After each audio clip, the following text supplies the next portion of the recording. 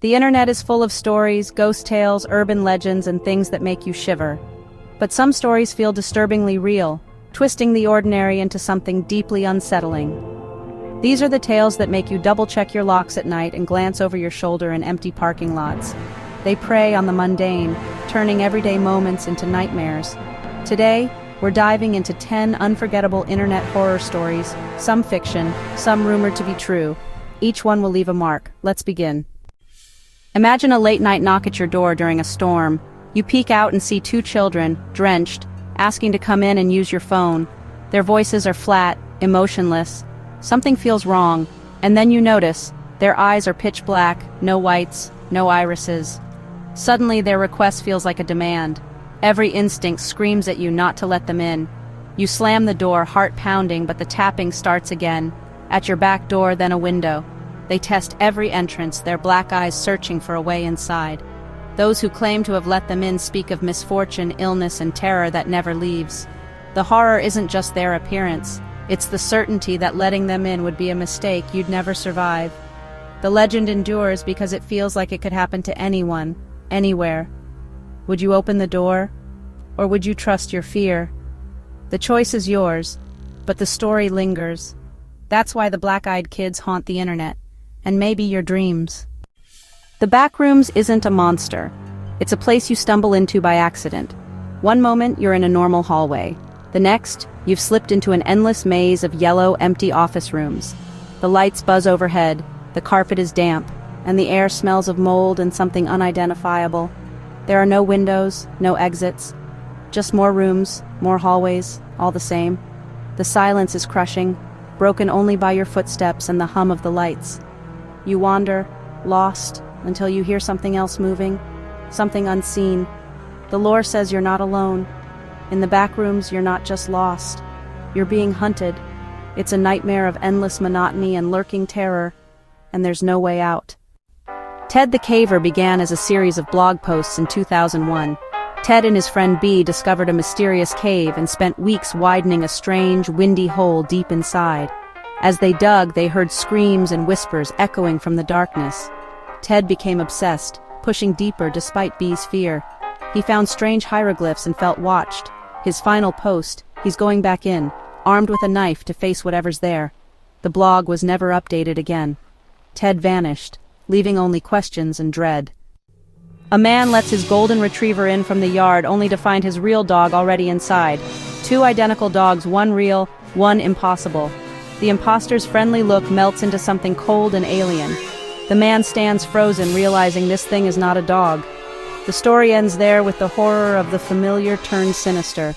What happens next is left to your imagination, the comfort of home violated by something that wears a beloved face. That's what makes this story unforgettable.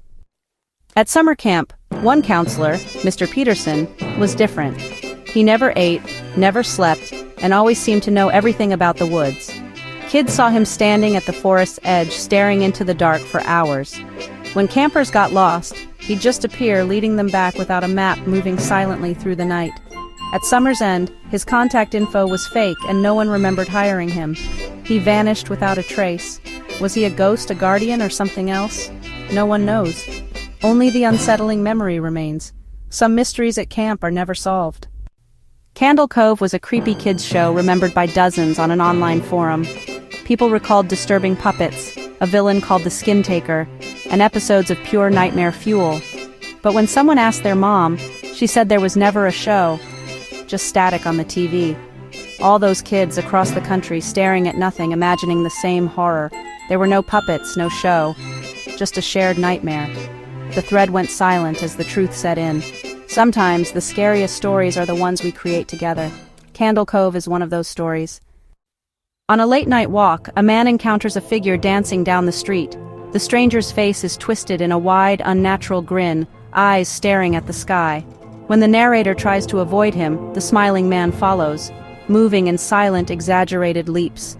Fear takes over. The narrator flees. The image of that grinning face, illuminated by streetlights, never fades. No words are exchanged, but the terror is unforgettable. Sometimes the scariest monsters are the ones that smile, and they're out there, waiting. As a child, the narrator sent messages tied to balloons, hoping for a pen pal. Years later, he finds photos of himself, sleeping, playing, always watched from afar. Memories resurface, waking in the woods, a missing pet, a friend who vanished. The truth emerges.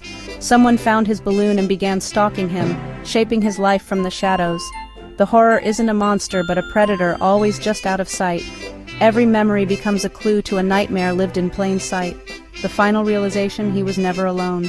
Some stories are scarier because they could happen to anyone. In a secret Soviet experiment, 5 prisoners were kept awake for 30 days with a stimulant gas. At first, they were fine. Then paranoia, screaming, and madness took over. They mutilated themselves, begged for the gas, and fought with inhuman strength. When the chamber was opened, only horror remained. The last survivor, strapped to a table, was asked what he was. He replied, "We are you. We are the madness inside you all." The story ends with the chilling idea that the real monster is within us. Whether true or not, it's a tale that sticks. The line between science and nightmare is thin, and sometimes it's crossed. That's why this story endures. Sleep tight. A bored teen pretends to be a missing girl online, fooling desperate family and friends. The lie spirals. She interacts with the real girl's mother, evades police, and revels in the attention. Then she receives a photo of herself, taken secretly in a coffee shop. The next message, "I know you're not Elisa. Elisa is with me. Now you're playing for real." The game turns deadly.